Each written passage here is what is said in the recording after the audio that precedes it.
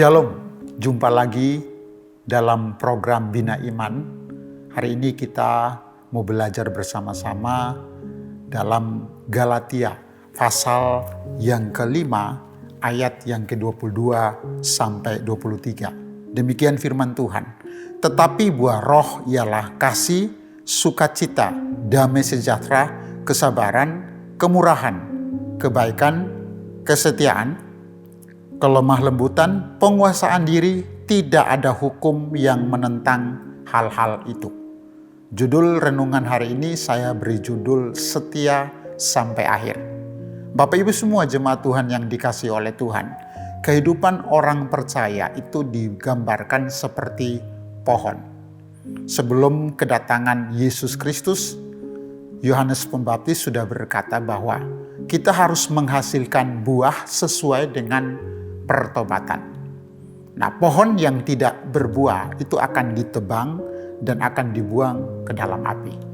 Ini menunjukkan bahwa betapa penting iman kita kepada Yesus Kristus itu harus menghasilkan buah yang bisa dinikmati oleh semua orang. Nah, dalam konteks ini Paulus dalam surat Filipi juga berkata, "Bagiku hidup adalah Kristus dan mati adalah keuntungan."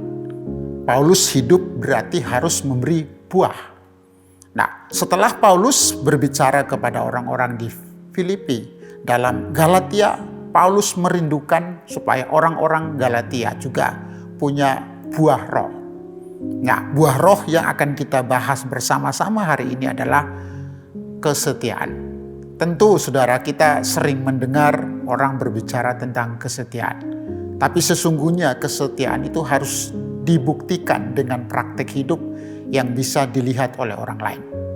Nah, oleh sebab itu, kalau dikatakan ini adalah buah roh, berarti kesetiaan itu hanya bisa terjadi kalau kita bersekutu dengan Roh Kudus.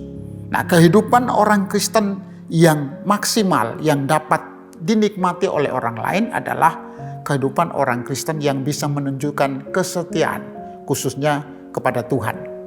Nah, saat kita percaya dan menerima Tuhan sebagai Tuhan dan Juru Selamat, tentu begitu banyak persoalan, masalah yang kita hadapi sebagai sebuah ujian terhadap iman kita kepada Yesus. Tapi Tuhan katakan bahwa kalau kita setia, Tuhan akan memberi upah kepada kita. Tentu upahnya adalah kemuliaan. Oleh sebab itu, kalau kita merindukan hidup kita berbuah, kita perlu bersekutu dengan Roh Kudus, Sang Penolong sejati.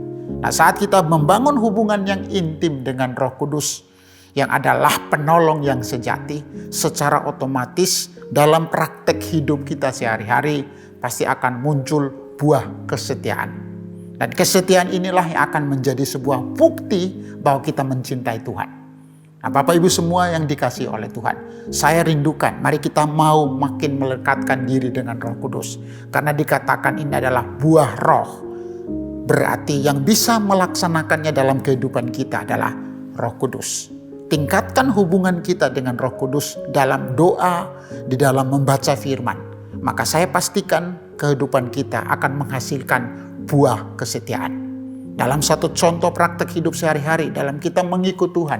Di saat kita berkata kita mencintai Tuhan, maka cinta kita tentu akan diuji dengan berbagai macam persoalan, sakit penyakit, masalah ekonomi, dalam rumah tangga mungkin. Tapi ingat, kalau dalam diri kita ada buah kesetiaan, maka saya pastikan apapun yang kita hadapi dalam pengiringan kita akan Tuhan, kita akan tetap setia. Karena kita percaya bahwa kesetiaan itu menghasilkan berkat yang istimewa dalam kehidupan kita sehari-hari.